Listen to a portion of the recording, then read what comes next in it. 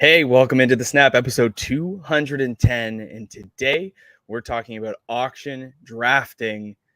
Probably one of my most favorite drafts that you can do. So much fun, so much freedom, and so different from any type of snake draft that you would participate in.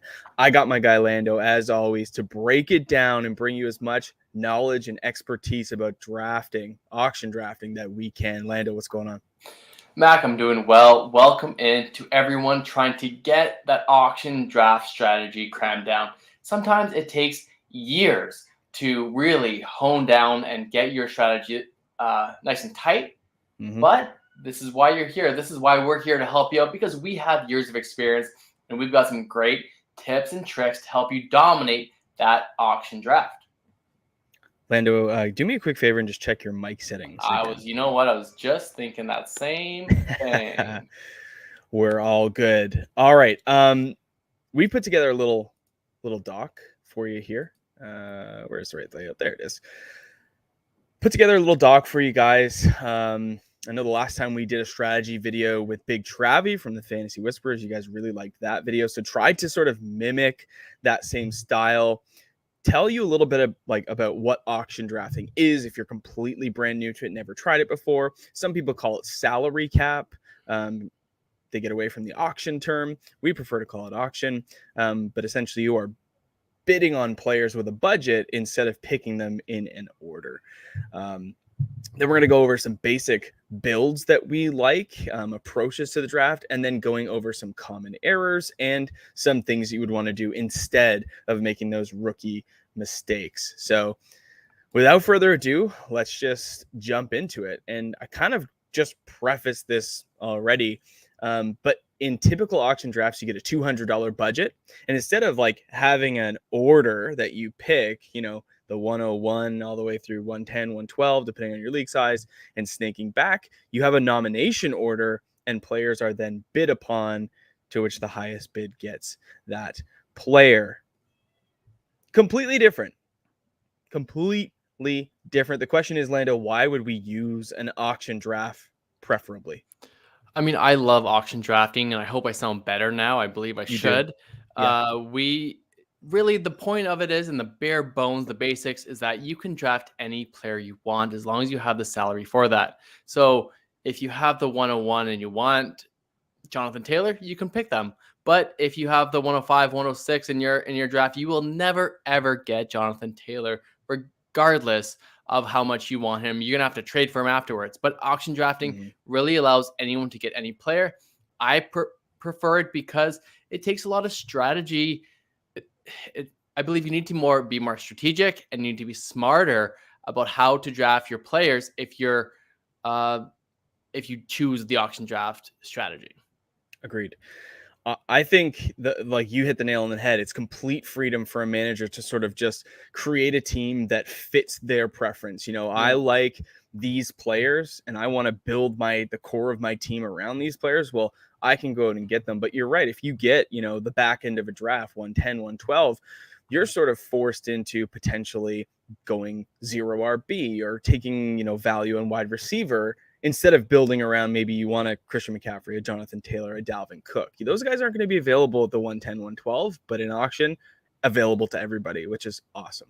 Totally. You could build highly fragile lineups where you can take 3 first-round picks all on your team and then kind of go scrubs for the rest and bid 1 or 2 players. That isn't absolutely a strategy. We wouldn't recommend that, but it's something you could try, and maybe you can win a fantasy championship doing it that way. If you can implement auction drafting in your dynasty startups, I would highly, highly recommend that, because dynasty is a team that you have to live with for years potentially.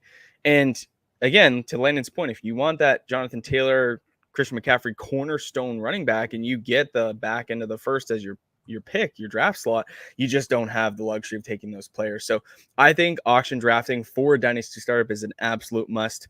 I would never use an auction draft format in a rookie draft because essentially every player is going to be, worth high amounts of your budget, and it's just not conducive. You need a larger draft in order for auction drafting to be viable. So Comes down to approach, right?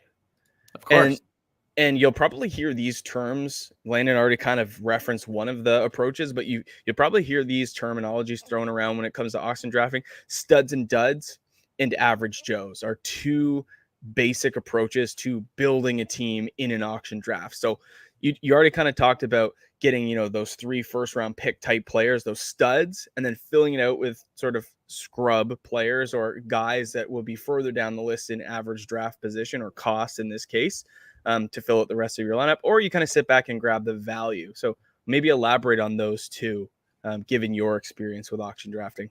So creating a budget is so important, and I think you need to also kind of tier your players as well when doing a budget, because you're going to want the studs and duds approach is great because you can get that high end running back, high end wide receiver, maybe even a high end tight end, and build your team around those guys. Fantasy football is full of injuries and uncertainty, but if you want to put your chips down all in on these few players, you can do that and then really hit on the sleepers, the guys that you've spent all off season researching, the guys that you think are going to break out this year. That's the rest of your team.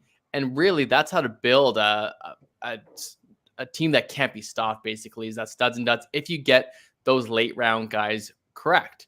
Now, the balanced approach, that's a lot of depth. So in the same sense where injuries happen in fantasy football and your studs may go down, you have the depth, the average Joes. You didn't spend up on, say, last year we had Stephon Diggs basically be the wide receiver 1. You got a Deebo Samuel, maybe a Cooper Kupp, and that really worked out for you. They weren't a quote unquote stud.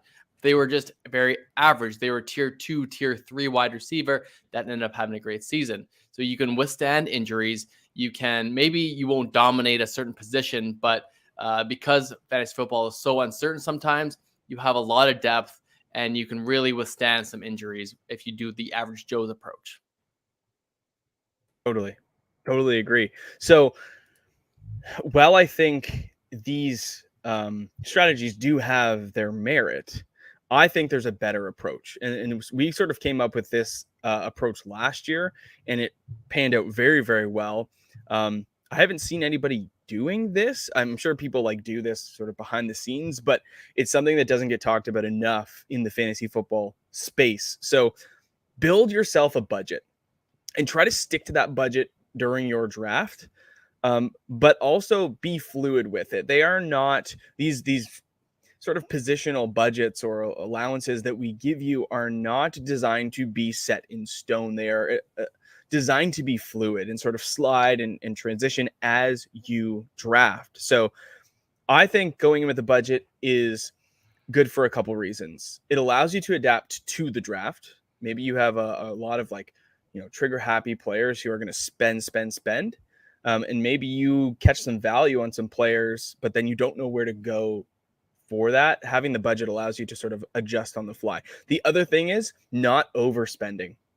If you realize, okay, I'm going to set 50% of my budget to go on running back, and then you go out and spend $60 on Jonathan Taylor, $65 on Christian McCaffrey, you've already blown that 50% by, another 20%, 15 to 20%. So it forces you to stay the course and not overplay your hand. And I think that is the biggest tip, which we'll get into sort of do's and don'ts in a little bit, but having the ability to understand how you should create your team in the most optimal way, but also being fluid if the draft doesn't go your way, I think are two really big advantages. So here's what a balanced budget would look like. Everybody loves a balanced budget. Walk us through here, Lando, a $200 budget where we're spending money at quarterback, running back, wide receiver, and tight end, and why we might want to take this more balanced approach. So it doesn't, the actual dollar amounts don't necessarily matter. You could have $1,000 auction budget, but at the end of the day, 12.5% goes to quarterback. 40% go to the running back position. I feel like that's a very fair number. 35% to the wide receiver. We know how valuable wide receivers are. And this is for a half PPR, 1 quarterback league as well, just to preface. And then another 12.5% for your tight end position. So with this budget, it gives you the ability to draft a stud running back, a tier 1, tier 2 running back, but also have more money for depth. So you will have a running back 2 running back 3, you'll have options to have backups on your team. We need those stud running backs to lead your team. Hopefully you select pass catching running backs as well. And the quarterback position, I know some people want to only spend 1, 2, 5% on quarterback, but at the end of the day, you want a position that can make a difference for you. And similar to the tight end position, you want to be able to draft a Kyler Murray, what Joe Burrow was last year, Matt Stafford last year, Kirk Cousins. You can get one of these guys with a 12.5% budget that will be the difference maker at that position. Maybe you get Lamar Jackson for a deal as well. So this budget is very balanced. It gives you the depth. It gives you the opportunity to win a fantasy championship and not have leave yourself short and have to rely on waiver wire ads. And it's a great way to build a budget, in my opinion, or build a team. I think if you were just going to go into an auction draft for the first time, I would have this budget laid out, because you bring up the points of this budget allows you to go and get a quarterback 1. It allows you to go get a tight end 1 and not sacrifice anything at the running back position or wide receiver position. Typically we get the biggest values in our drafts at the wide receiver position. We sort of let people spend up the $35 to $40 for the Justin Jefferson, Jamar Chases, and people don't understand the hole that makes in a budget for one wide receiver. At the end of the day, you can get value on really good players later in the draft. So, to give you some dollar figures in this mock that we're going to be doing, and if you are listening to this now and want to mock with us live, you can go ahead and click the episode description. There is a link to the sleeper mock. We've got about 5 spots left. But right now, currently, quarterbacks going under $25 average cost on Sleeper. Lamar Jackson, Joe Burrow, Kyler Murray, Jalen Hurts, Russell Wilson, Tom Brady, and everybody below. The only ones going above 25, Josh Allen, Pat Mahomes, Justin Herbert. Yeah. So you want to talk about getting a difference maker, you can spend up to that 25. You could also, somehow luck into a Kyler Murray or a Jalen Hurts for like $18, $17. You never know. And what that allows you to do is say, okay, I have my guy.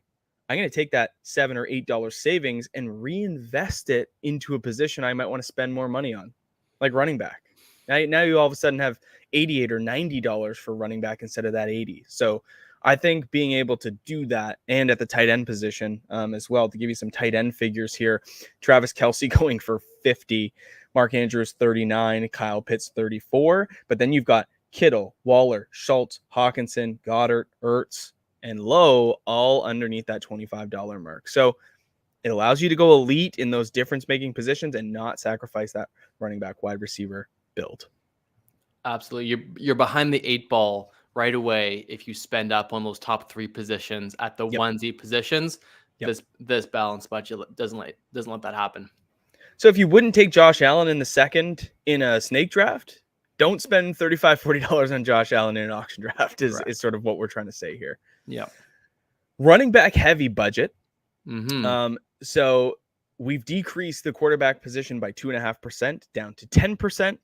We've increased running back by 20% up to 60. So in a $200 budget, you're spending $120. Wide receiver is going down from 35% to 20%. And then tight end, again, a marginal decrease like quarterback, 12.5% to 10%. Talk about why you might want to prefer running backs in an auction draft. And I mean, running backs are such an important part to fantasy. Yeah. Again, I would recommend drafting pass catching running backs, especially if you're in a half or full PPR league. Mm-hmm. Otherwise, we know that in a full PPR league that wide receivers are so valuable. So one reason why the RB heavy budget will work for you is for trade value. The position scarcity of that position is so valuable in fantasy. You'll have no problem trading a stud running back. And depending on your scoring settings and how many players can start in your league, if it really gets you a couple stud guys to build your team around, and hopefully those wide receivers that you draft late can break out.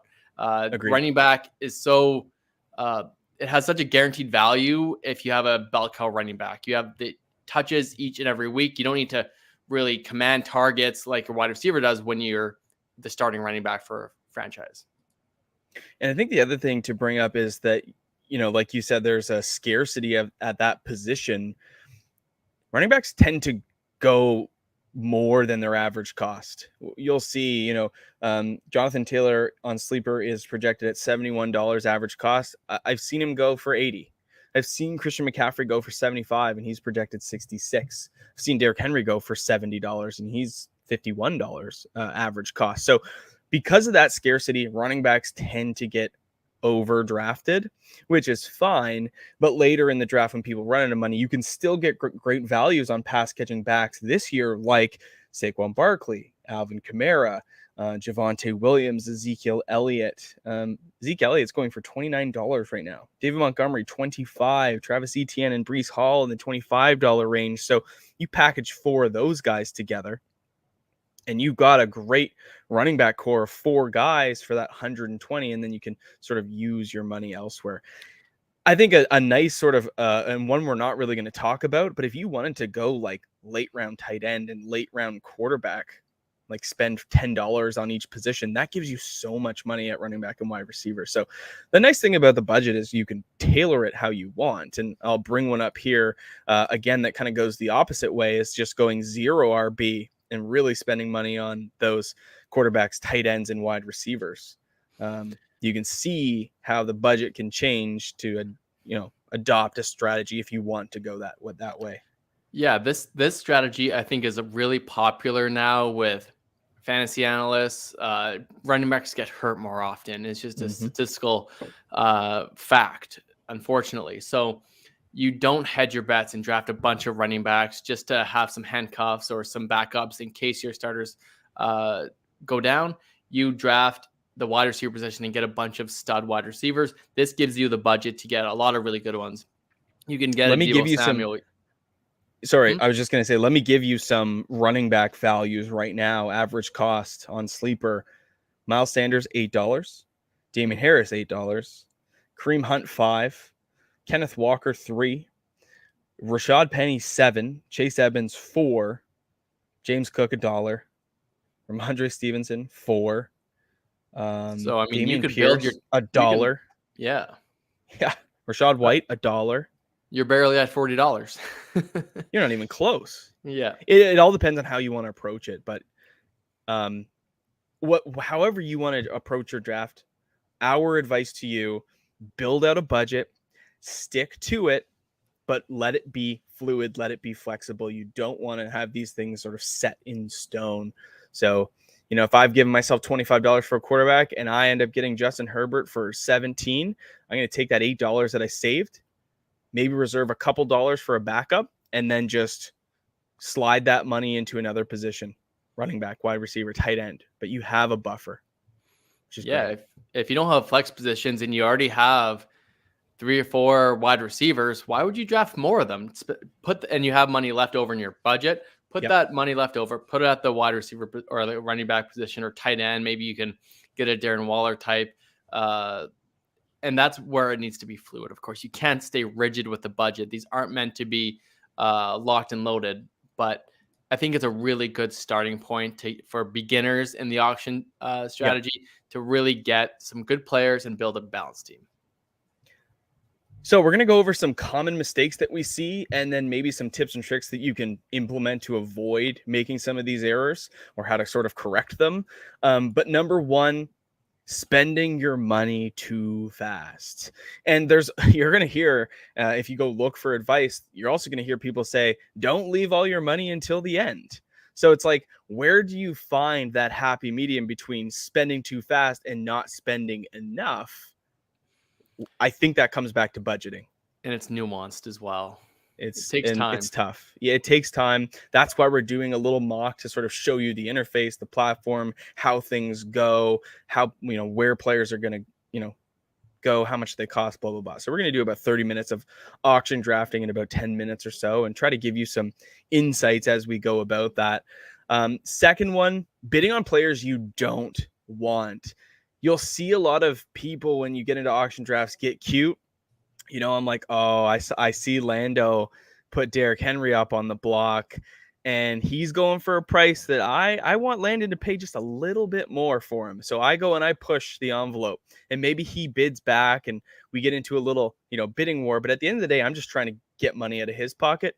But the worst thing that can happen is I get stuck with him, and I didn't want him, or I didn't have room in my budget at that position, and I got caught being too cute. And I think that is a mistake that happens all the time, and it can totally derail your draft.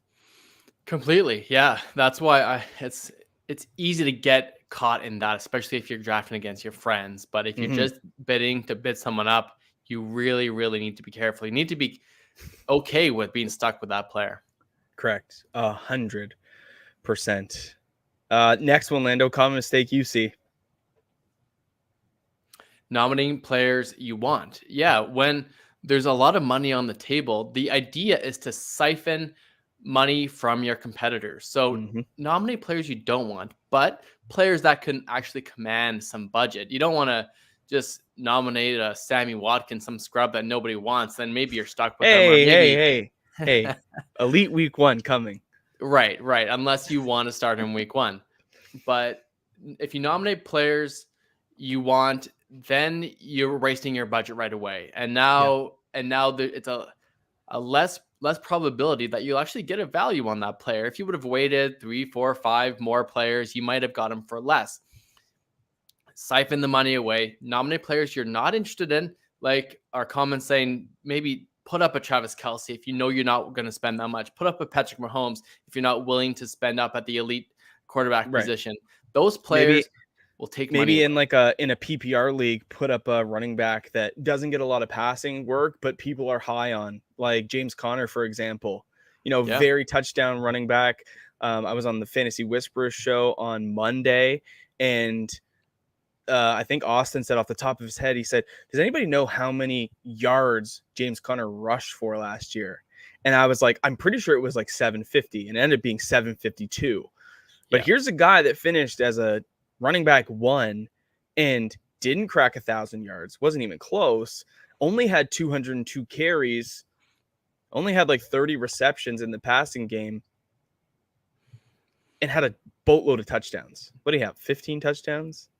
It was 18? It was wild. It was a lot, right? I think he scored a touchdown on like 9% of his carries. So bottom line, put guys out there like that I have no business spending any money on, but other people will spend up. So if you've been burned by Christian McCaffrey 2 consecutive years and you're just saying you're out on him, you can be the one to nominate him and let other people bid up on him, especially if you're just out, if that's the case. I think another common mistake is just, you've got quote unquote your guys and you want to overpay for them. Guilty. Always guilty for that kind of thing. Look, Javonte Williams is a popular one that, there's always truthers for Javonte Williams. Rashad Bateman, there's going to be tons of truthers for Rashad Bateman. There's every year there's players that people just believe in and run to the streets, yell their name from the tops of the towers, and they go for way more than they should just because they're my guys. It happens. It absolutely happens.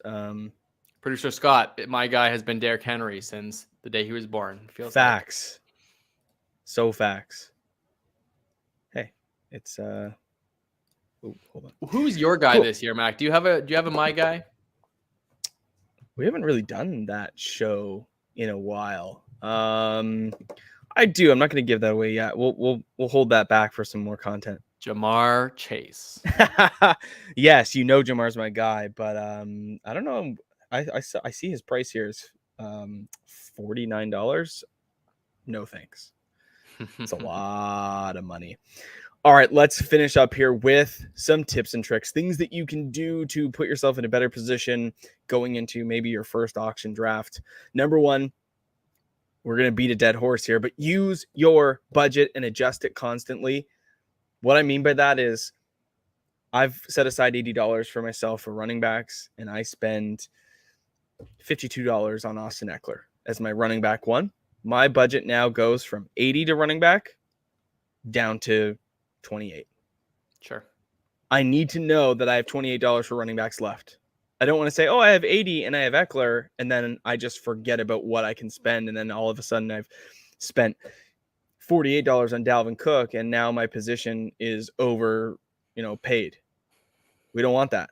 We want to try to stay to that budget, and if we want to spend more money, we need to sacrifice elsewhere. So adjust it constantly. That'd be my number one tip.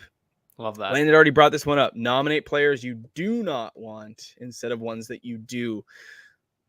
Typically, if you nominate someone that you want, people are going to assume that whoever you nominate is who you want, and they're going to bid you up for them. But if you nominate them and then don't bid, you bring the spotlight off of yourself.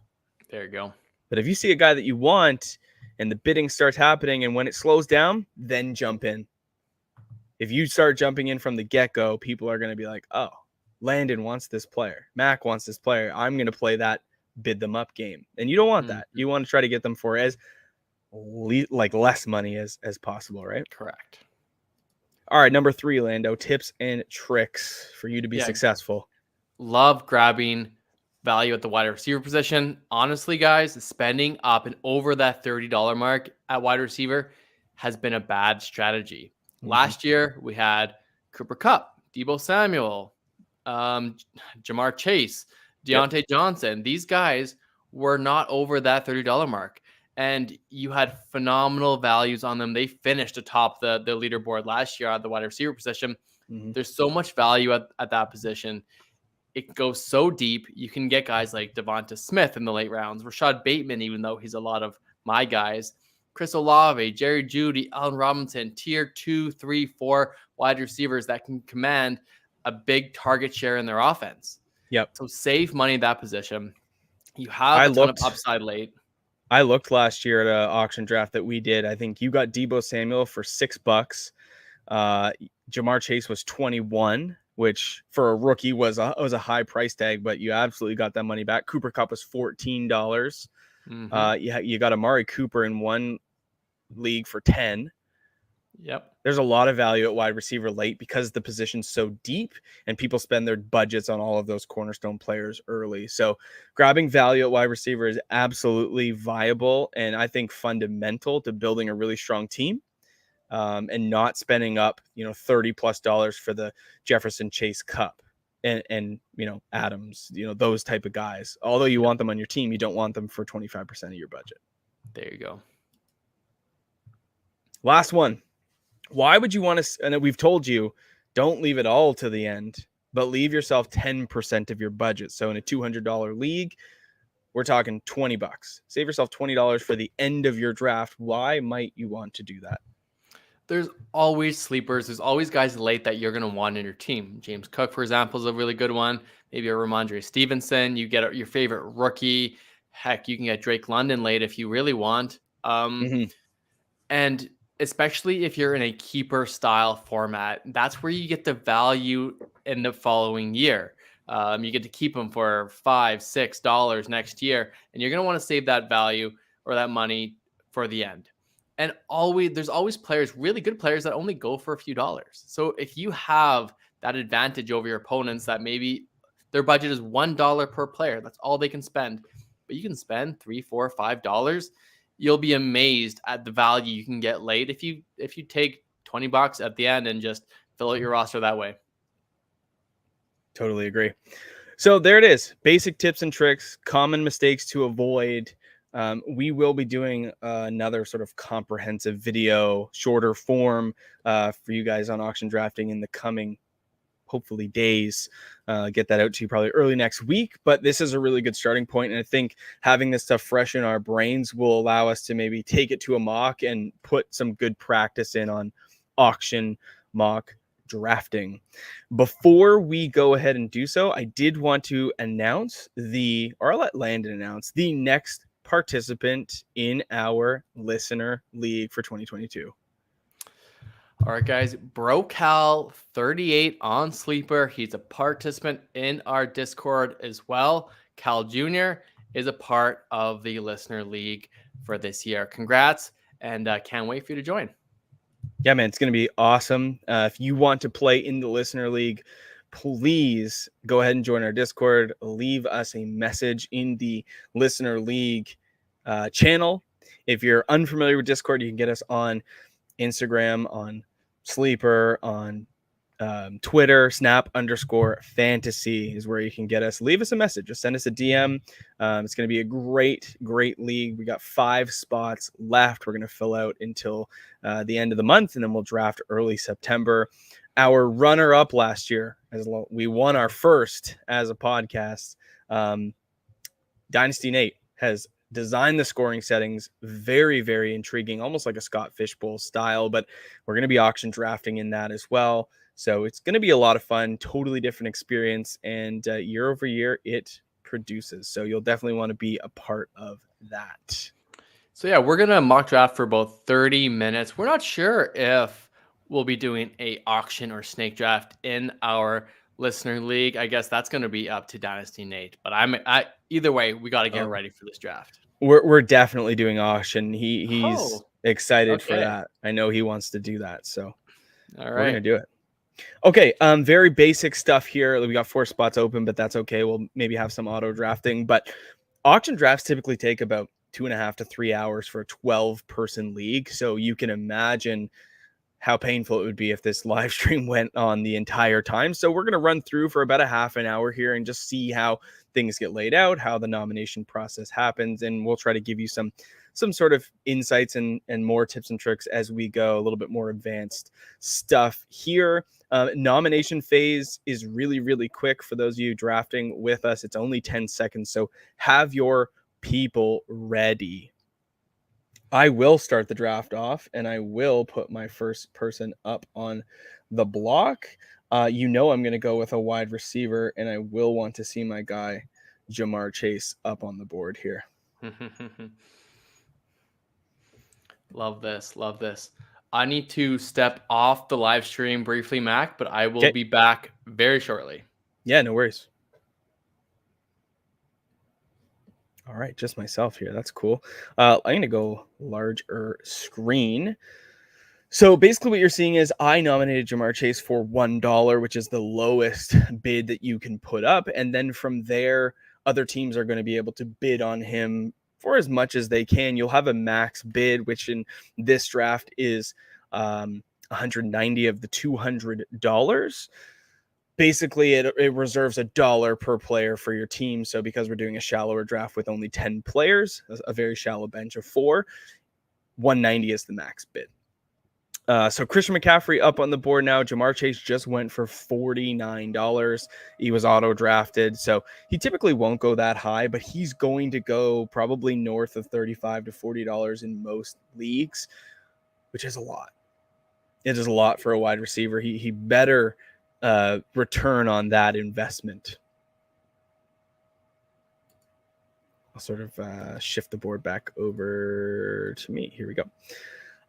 Christian McCaffrey on the board right now for $50. So as you see the bid sort of going from team to team here, that is who has the highest bid right now. There's a little green dot beside their name that shows how much he's going for, and $67 is the current bid.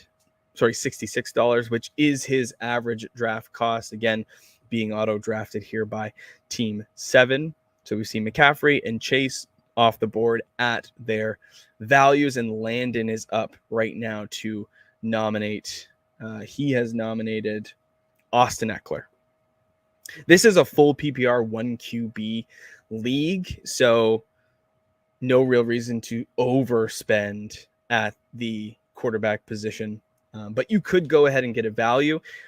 Another nice little strategy, if you don't want to spend up on quarterback, go ahead and nominate Patrick Mahomes or Josh Allen right out of the gate. And what you might find sometimes is when those positional advantage players happen, like a Mark Andrews or a Travis Kelce or like the 2 quarterbacks I just named, sometimes we're a little bit reserved. We actually don't want to spend the money, and we end up getting a somewhat of a value on those players. So people can be a little bit gun shy when it comes to spending up on those positional advantages. Derrick Henry is up on the board now. Austin Eckler went for $57, and Derrick Henry probably going to go for upwards of 50, 55. I would say there's no reason, even though it is a full PPR, there's no reason Derrick Henry shouldn't go for just as much as Austin Eckler, even though sometimes in PPR leagues he is discounted a little bit because he doesn't catch the football as much as an Austin Eckler does. What he gives you on the ground and in the red zone is completely worth paying for him. So currently going for $50, $51. I would assume he'll go close to Austin Eckler. Of course, our guy, producer Scott, honing in on Derrick Henry to go ahead and grab him. And I think that is the first, non-computer player drafted. So congrats to the producer grabbing his guy, Derrick Henry. Jonathan Taylor up on the board. This should be expensive. We're going to see probably $71 if any of these computer players want to go ahead and grab Team 11, not in the mix just yet. I'm going to need a little sip of coffee here. Sorry about that, Mac. Love it when your computer system goes down at work. Oh, lovely. And you're not at work. And I'm not at work to help fix it. Well, there's proof on the internet that I'm not working. That's a tough one. That is a tough one. So Jonathan Taylor right now up for 71. I doubt anybody goes 72. We're going to see Team 7 make the critical error of drafting Christian McCaffrey and Jonathan Taylor at value. So we've got 137 of their $200 spent on two players. That is, I mean, they have what we spoke about earlier, that those basically studs. RB1, RB2 in fantasy football on their team. Yeah. But now they'll be watching the draft for the next 3 hours. And you know what? Like, it could pay off. Absolutely. Like, I'm not discounting this strategy. I'm just, you're so susceptible to one injury derailing your season because your replacement is not nearly close. Your depth will not be nearly as good as the other teams in the league. You really put yourself in a tough spot. And Team 7 is now bidding $52. Oh, Team 10 outbid, but they were about to. Oh, $57 for Justin Jefferson. A lot of money. That's a lot of money. And this team has this team has Jamar Chase and Justin Jefferson at value. Almost $100 in two players. Yeah. So I don't know if you're going to see this. This is why, Mac wanted to have a full draft because the computer will typically bid at their projected value. So you'll see Team 7, Team 9, Team 10, 11 get to that projected $59 mark for the wide receiver 1, which is Cooper Kupp. But I guess it's also possible that your league mates will do it as well. Mac and I were in a dynasty draft last year, I want to say, and people blew their budget early. I haven't seen wide receivers go for this much in the past. Like the highest I think we saw last year was like $38. We just saw Cooper Kupp go for $59, which if that's his average cost is a complete overreaction to just an unbelievable season. But what you'll also see with these auto draft teams, if you do have somebody in your league auto drafting, the computer will take as much elite, stud players as they can, and then it'll just run out of steam. Yeah, well, Team 10 has $28 left. He has the top 3 wide receivers on their team. Chase, Jefferson, Kupp. Yeah. Wild. And you know what? If I was going to spend the money, I would rather have the McCaffrey-Taylor combo than the 3 wide receiver combo. And Scotty is going elite running back to start. Dalvin Cook, Derrick Henry. You went ahead and auto draft, or I think you auto nominated Austin Eckler. Who would you have nominated instead? I'd be looking at Devontae Adams. That's who I would nominate because You're a little bit shy of him this year. That's our strategy, is to nominate these elite wide receivers, get money off early. Mac and I typically sit and watch the draft for the first half hour. So we'll see if we'll even take a pick before we end the stream the next 20 minutes. But what I can tell you, we mentioned it last year. There's some market defining players that you want to go ahead and take a look at what they're going for, in relation to what their average cost is. If your league mates are going to spend $71 on Jonathan Taylor or more, $50 or more on Chase, Jefferson, or Cup, you should just sit there and wait, because the value you're going to get later is going to blow people's minds. Honestly, trust me with this one. It's going to blow your mind. Yeah. One other strategy that we didn't mention that we talked about a couple of years ago, I think, when we did our original auction draft, is take note of the tiers of players, because at the back end of that tier, when there's no good running backs left, that last running back seems to always go for way too much money, way more money than what they're actually worth. If that player was nominated second in that tier, they won't go for as much, because in everyone else's mind, there's plenty of running backs left. They don't need one. They can wait. So at the end of a tier, those players get inflated kind of artificially, because everyone's scared to miss out. Last year that happened to our producer Scott with David Montgomery. He had to overspend on Montgomery because he was the last of a tier. And people get caught in that all the time. It happens with every position.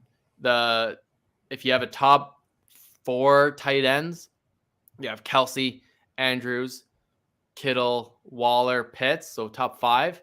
After those guys, the Dalton Schultz of the world, the Dallas Goddard, they're going to be bid up way too close to that top tier than what you'd want. Agreed.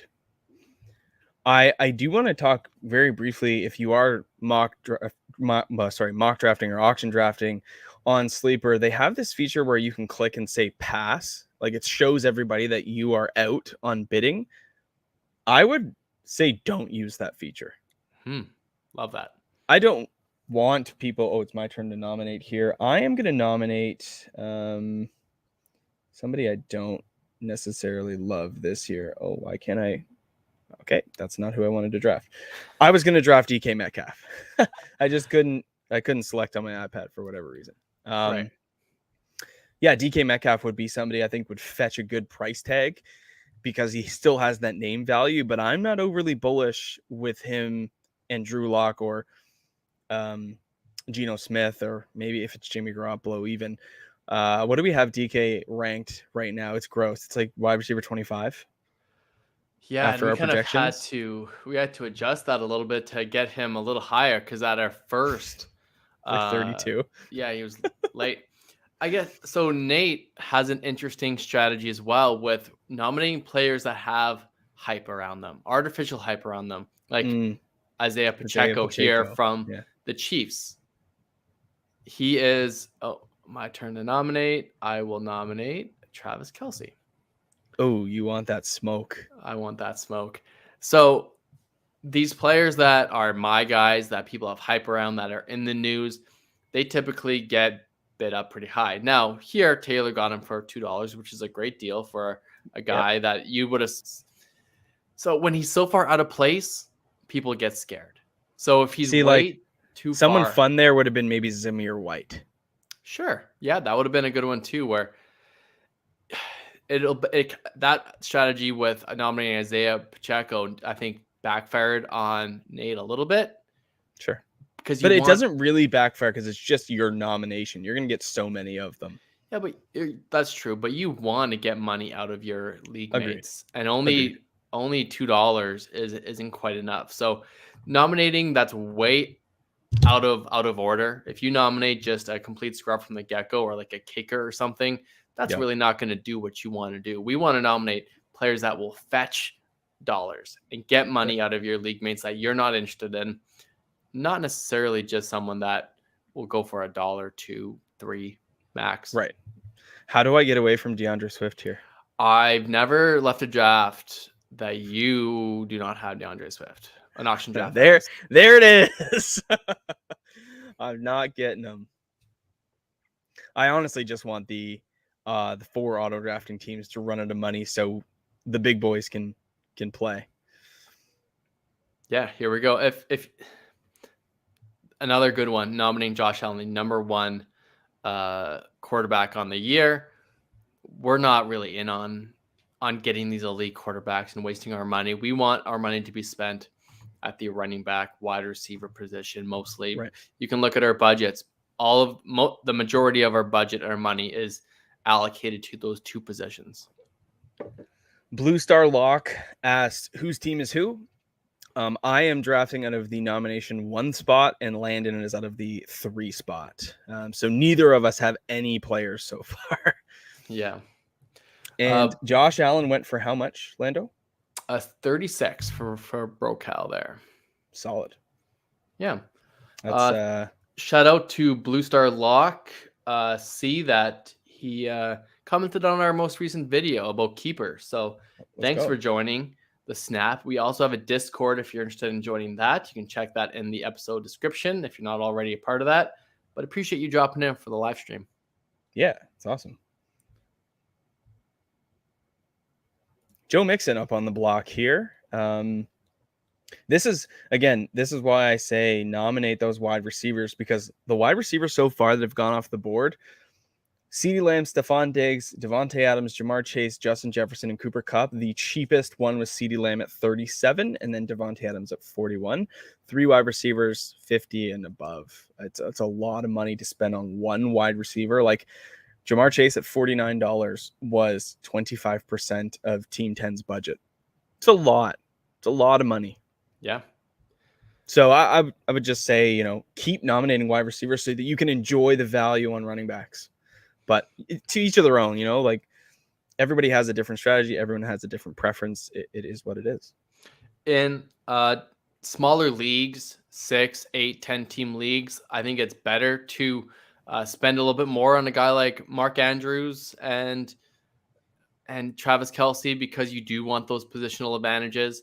But in a deeper league, 12, 16 team league, it really hurts your depth, because everyone in a 10 team league has a really good team. So right. In an auction draft, I think you could be a little more bold anyways with your budget. And this is where, like, if I'm using that balanced budget approach, I know I have about $25 for a tight end. Spending $29, is that what he went for? 28. $28 on Mark Andrews is not too far out of my budget for an elite tight end. If I wanted to, subtract 3 from my wide receiver to make that extra work at tight end, no problem. I have the ability to stay flexible and fluid, but just make sure you're making those adjustments on the fly. But if he got to like 35, I'm out. It's just too far out of reach for me. Yeah. I mean, people are going to make mistakes and spend up, right? It's going to already happen. You can see the difference. I mean, the difference between Travis Kelce going at 50 and Mark Andrews going at 28, that's a massive deal. Mark Andrews could easily finish as the tight end 1 this year. So great on Brocal there. He's so far it's a good start with Josh Allen and Mark Andrews. I'm going to bring this up because you're going to see a lot of videos coming out in the next little bit for us.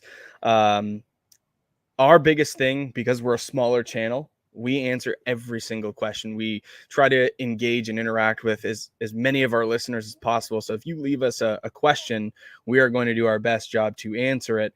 This one here coming in from Blue Star Lock again, wanted to know if Jalen Waddle in the 11th is a better keeper than Javonte Williams in the 6th. As of now, I'm leaning towards Javonte.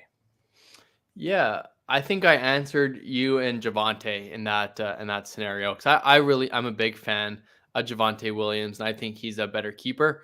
Although Jalen Waddle is great and you get some really good value on him, you're going to have to expect a jump forward for Tua and for Tyreek Hill to, I mean, if Tyreek Hill gets hurt or something, I mean, Jalen Waddle is smashed in there. But the two of them are going to be battling for targets all season long.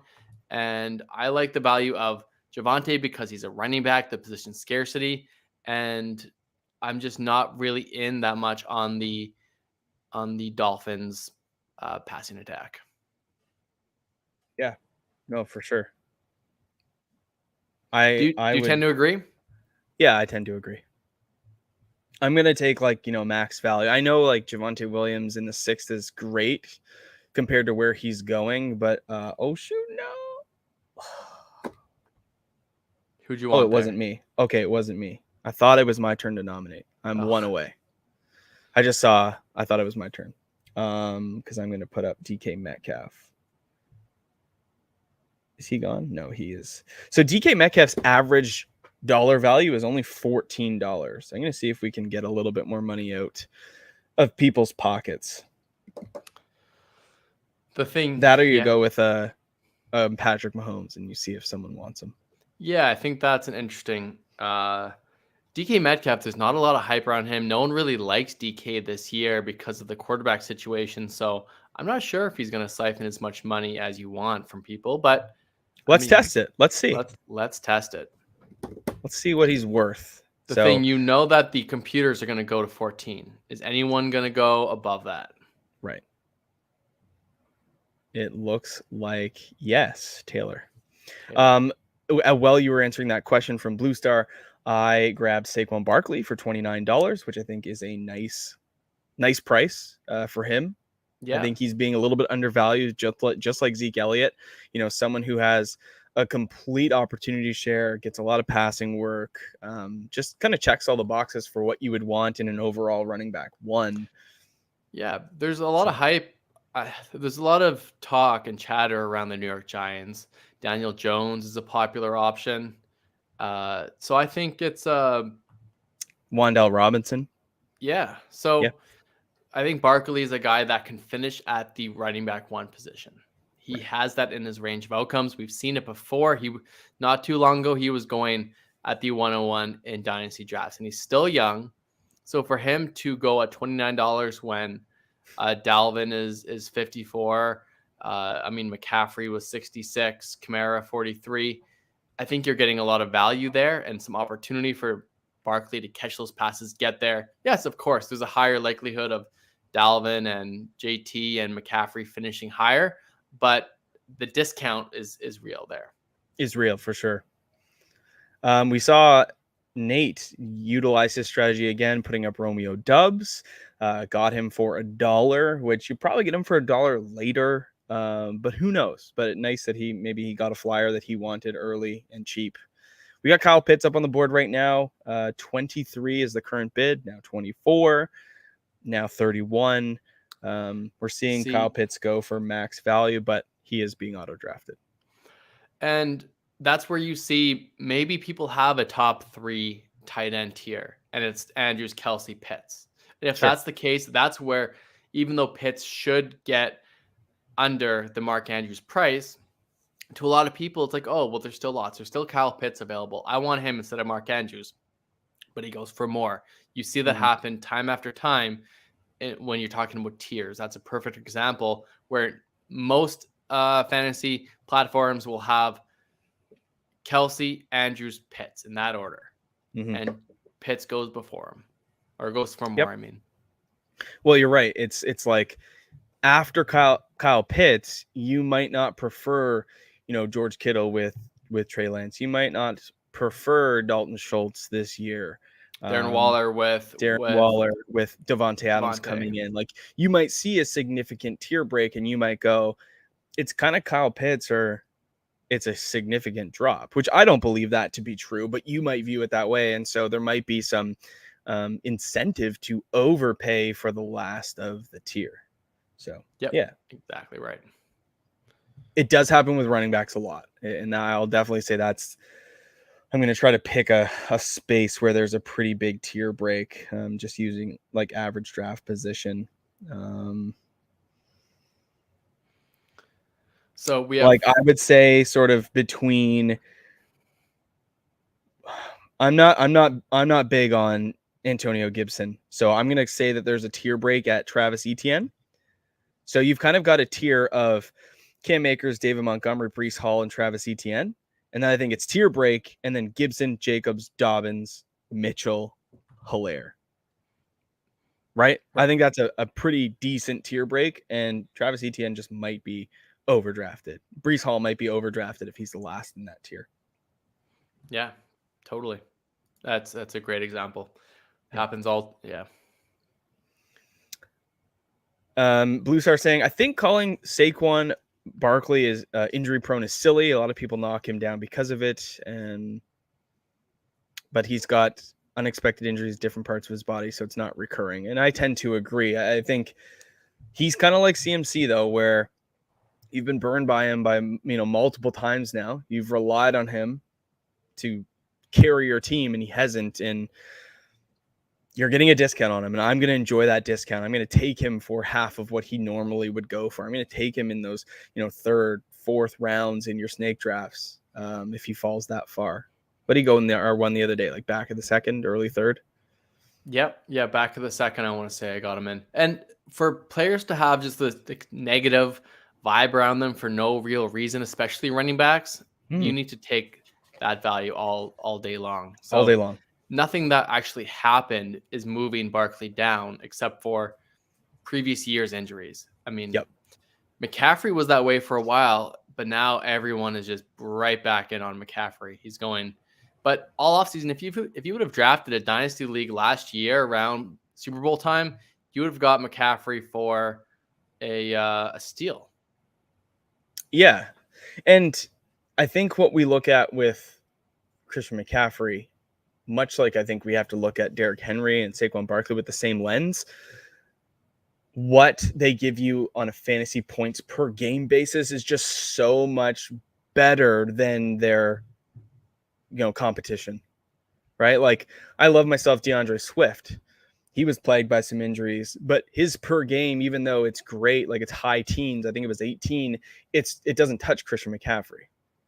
So when you do your projections, you have to project health. We're not going to say, oh, Christian McCaffrey's only played 16 games in the last 2 years, therefore he's going to miss time this year. It's like, I'm going to give everybody a clean bill of health, and if they stay healthy, what do they give me? And I think Christian McCaffrey still has to be, your one or your two based on how you see him and Taylor because of what they give you when healthy. Absolutely. Cam Akers is the guy that in your leagues, he might go for a discount, similar to Zeke Elliott. There's some negative vibes around those two players. And in your home leagues, I think you get them for a deal as long as they're not at the end of the tiers. Jake from State Farm, question here. I got second place in my Dynasty League last year. I need a running back. I feel like I'm competing. Should I go after Leonard Fournette or Breece Hall? Feel like Leonard Fournette gives me a better chance this year. I tend to agree with that, even though I prefer Breece Hall long term. I think Breece a year from now is going to be, a first round pick in dynasty startups. I truly, truly believe that. I think he's that good. But Leonard Fournette, like, you just want exposure to a running back that has that workload, high value touches, and an offense that's going to score north of 50 touchdowns. That for me is still Leonard Fournette. He's got a lot of pass catching work and no real competition. So I would take Leonard Fournette, and you should be able to get him for a pretty decent price compared to what you'll pay for Breece. But you're looking for him in a short term, and I'm back up on the nomination. I'm going to put Jerry Jeudy up here. Yeah, if Jay from State Farm is trying to trade for one of these players, yeah, I think that's what it's got to be. Cheaper. Much cheaper. The only way you're gonna try to get Breece Hall is if he starts the season slow, and then you potentially have an opportunity. But before he steps on the field, I don't know any Breece Hall owner that is looking to get away from him right now. Even with Mekhi Becton going down and this. It's a little bit of negative vibes around the Jets. I don't think that's enough to take the 101 away from another owner. And Leonard Fournette, like, there's a little bit of negativity around him with his weight right now. People are gung-ho about Rachaad White. I think that this is a good time to get Leonard Fournette. You could probably get him for, Blue Star brings up, could you get him for 2 seconds? Potentially. Could you flash like a Isaiah Spiller in a second to get him? Sure. I wouldn't pay a first for Leonard Fournette. I would definitely cap it there. No, for sure. And so it's like salary cap league. So it's one of those ones where if the contracts are good or if they got needs to offload players, okay, that's a different story a little bit than typical dynasty league. So let us know. I mean, we'll be able to help you out. I don't have a ton of experience with salary cap leagues, but we're willing to help you out. Join the Discord, give us some more details, and and we can try to help you out rather than doing it on a live stream at this time. Right. Oh, whoops! Didn't mean to do that.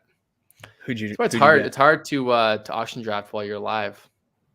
It is, yeah. I mean, we played that game last year.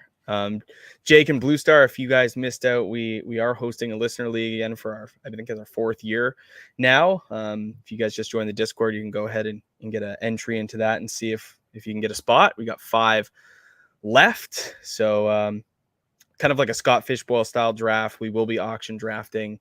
Really, really interesting format. So it's a lot of fun. If you guys are looking for another league, free. Winner does get a Cam Akers signed football and a PSA 10 rookie card. So it should be a good year.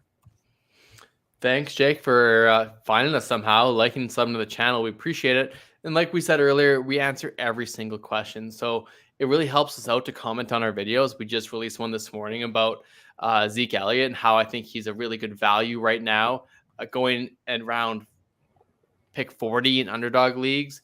I have him as a top 10 ranked running back this year. And I think you have a really good opportunity to build a team with getting him as your running back 2, maybe even running back 3, depending on how your league drafts. But I'm a big fan of him. We'll have more content coming out. We're going to do another auction draft video just in short form, closer to 6-7 minutes, to give you some quick tips and tricks. But the comments and likes and shares really, really help us out. We're not asking for money. We're just asking for some comments, and we'll be able to help you out. Absolutely. So we've gone about 33 minutes so far. What do you got here for Timeland? Do you want to go for like another 5? Yeah, another 5, air? 10. I'd like to draft a player. Yeah, I know. I was gonna say, and this is literally how every single auction draft goes for me. You know, like I found a little value on Saquon Barkley at 29, but I'll usually sit and let people fill out their teams. Like if you look at the available players right now, the list is really, really solid. I'll bring it up on screen for those of you watching with us can see. But here are the available players right now. Montgomery, Deontay Johnson, Terry McLaurin, Breece Hall, Michael Pittman, Jalen Waddle, Travis Etienne, DJ Moore. Like it's a very stocked pool of players that I could easily build a team with. So I'm kind of playing a little bit of the value game here. I was bidding on George Kittle. He went to Scott for 22, which I probably could have pushed it a couple more dollars, but hey, it is what it is. Yeah, getting Kittle and that elite tight end is great. Producer Scott does mention that we do have a membership for our YouTube channel. You have a private Discord with just us. We will we're going to start doing lives or private lives for members only to join in. If you want help with your fantasy team, you can show us your actual roster and we can help you out. Heck, you could text or message us privately and talk about your draft while it's happening. Sure. Easy wants to do that this Friday, so you can message us and we can help them out as we go. There's some perks, benefits. You get a fun little icon beside your name. Shout out to Chris Timmons, Eric Zubert, who were in this draft earlier that are part of the Snap Army. Yeah, Nate Bowers as well. Taylor. Yeah, we got a couple guys. Chelly. Question here. What are your opinions on Kyle Pitts this year? His dynasty value seems basically touchable at this point. I do agree with that. I think if you're trying to acquire him in dynasty, you can't bring enough to the table, it seems like. What do I foresee for him? A lot of opportunity. I think probably more efficiency, especially if you bring in someone like Drake London, who is another big target, someone that will help you maybe unlock Kyle Pitts, so to speak. But yeah, I like it. I actually like Marcus Mariota for him. I think a lot of plays were sort of ended too soon because Matt Ryan couldn't escape a pocket, and really poor offensive line. Matt Ryan had one of the most or the highest sack rates in the league. So if you get somebody that's a little bit more mobile, you might get Kyle Pitts to scramble a bit, or extending plays is always good. So I'm going to be interested to see how it goes. But I'm bullish on him. Yeah, me too. I think, the cheapest way to get Kyle Pitts was at the draft. That's what kind of happens every year. He's great. He's going to very soon be the number 1 tight end in Dynasty if he isn't already. And he's that difference maker. He has all the potential in the world. He's a wide receiver at that position. We comped him to Megatron when we scouted him coming into the league. So, yeah, big fan of him. But I wouldn't be trying to trade the world for Kyle Pitts, especially if you're in a win now league. Right. You're just going to pay too much. Agreed. Lamar Jackson on the clock right now. He's at $28. Thought I might have had him for a hot second, but at 17, that would have been nice. Yeah. I mean, he should go for about $30, typically what we're seeing here, but I thought I was going to get a little discount. Like at their ADP, I kind of prefer a guy like Dalton Schultz to Kyle Pitts in like regular redraft. Yeah, like you're gonna, well, sure, but even in this draft, you might get, depending on when the next tight end gets nominated, you might get Dalton Schultz for half price. Yeah, totally. Which, is he going to give you half the fantasy points? No. And that's sort of the beauty of auction, is depending on how players get rolled out, the values can be totally different. Yeah. Let's see here. All right. We could end this now. I guess I got some time still. I got some time. We'll see if we'll give it 5 more minutes. We'll see if you can get a player on the board. I only have Saquon Barkley. You don't have anybody.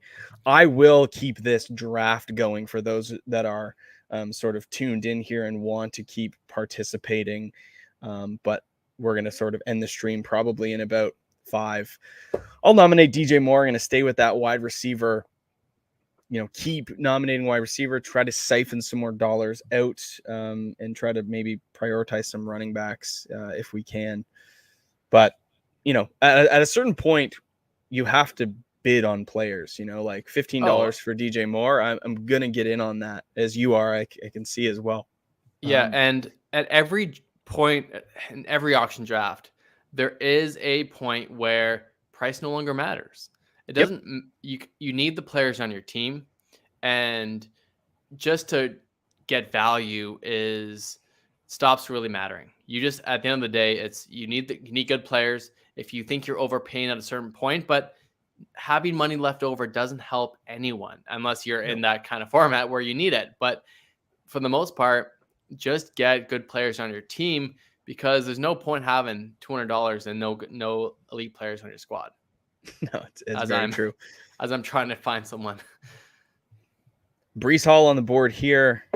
His average draft cost is $21, which I kind of find hard to believe. I would comfortably pay more, but we might see some auction or some auto drafting happen here on him. But I'd be willing to push the envelope a little bit. Yeah, of course. I mean, the problem is myself, yourself, and Nate are all saving some money right now. So unfortunately, we're battling each other for players. Yeah. It's easier to save money if you're the only one. Let me tell you that.